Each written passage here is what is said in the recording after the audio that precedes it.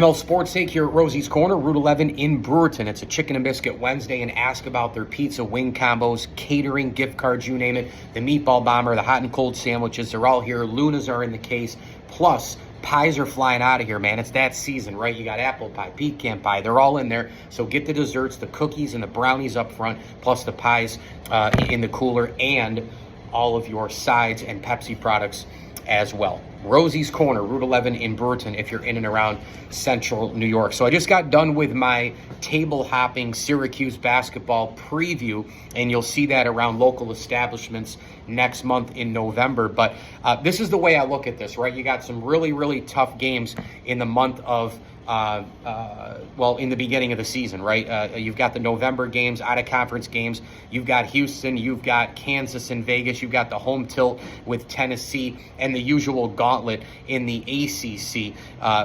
Now, this team, I think they did fill a lot of holes. I think that they did address some positions of need. I think there is a huge potential here for a roster to be deep, fast, more athletic. What you lose in size with Lampkin down low and McLeod from a height standpoint, you gain in terms of Ibrahim Suare from Georgia Tech, and of course, Kyle from UCLA, who played at South Dakota State before that. I think Syracuse will have a nice rotation. William Kyle will start. I think Suare will come off the bench and probably play 10 to 15 minutes. And look, I mean, Kyle, you thought kind of, he played under 10 minutes at UCLA. He played a lot more than that at South Dakota State. So he's looking to play, and he will play. Red Autry, I think, will have him, and then Suare coming off the bench. Clearly, we know about the famed freshman class with the famous last name in terms of Kyan Anthony. But I think the make or break it here for Syracuse is if they're going to make the NCAA tournament and then kind of let the cookie crumble from there, it's going to be about these transfer guys they got coming in, the center people I just mentioned. It's going to be about returning players and Donnie Freeman and J.J. Starling. More on those guys in a minute. But the transfer portal guys, Kyle, Suare down low, and Nate Kings is going to be a huge factor, for this team, I think, from Oregon State. This guy can shoot it, 44.6% from three last year at Oregon State. You've got Nate George coming in from Georgia Tech, who, simply put, was the top guard in the transfer portal. He's going to take a lot of pressure off of J.J. Starling. He's a real table setter. He can score. He can move. He's pretty fast and dynamic at both ends of the floor. But really, it's about setting up the offense. He's a smooth player. I think Red Autry is going to love him handling the half court and handling the full court, obviously.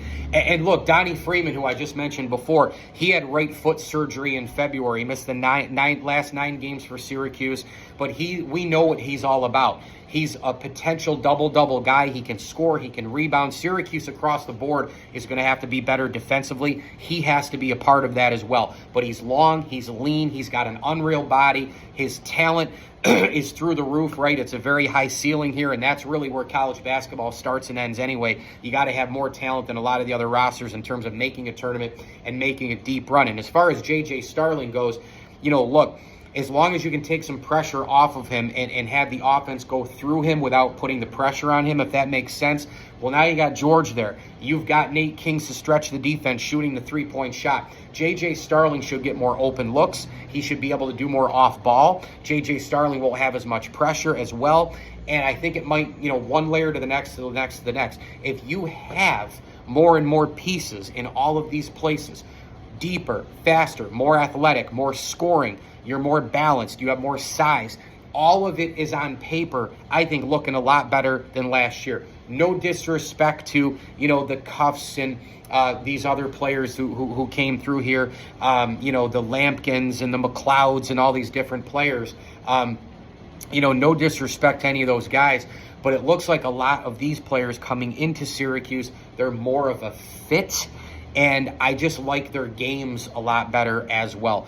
The guard combination, for me, it gets me the most excited, along with the return of Donnie Freeman. He weighed his options, weighed the portal, weighed other places, weighed the potential of the pros, whether that was going to the NBA, not getting drafted and playing overseas, whatever the case may be. And he said, basically, I have unfinished business here with my team and my coaches who he has a lot of confidence in. So, when you look at the returning players of J.J. Starling and Donnie Freeman, it's enormous. I think Donnie Freeman's the X factor of this team. I think if he can come in here and return super healthy, and the footwork is better, the defense is better, and you're going to get 15 points and let's say 8 to 10, 11 rebounds out of this guy, that's a huge deal. And then you have center guys who can also take pressure off of him the way that George can take pressure off of Starling, while you have bing, bang, boom, three-point shots from Nate Kings from Oregon State. So Syracuse, major gauntlet in the ACC, big-time non-con schedule with the games in Vegas and Tennessee at home.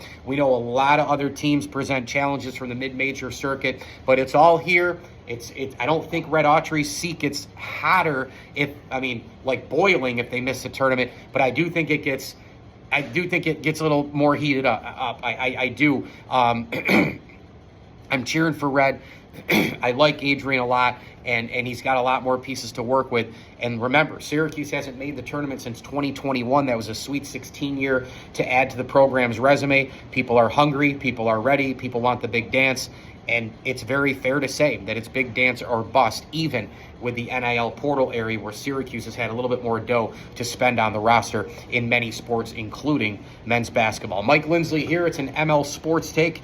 It's all brought to you by our good friends here at Rosie's Corner. Pizza, wings, hot and cold subs, Luna's, Chicken and Biscuit Wednesday today. Try the classic burger, try the fried food, try the chicken wrap, a couple things on the healthier side as well. The pies are flying out of here. The unbelievable apple pie that they make. They got the brownies and the cookies up front for dessert as well. Your Pepsi products, your sides to go along with your hot and cold subs. As I always tell you, enjoy the games.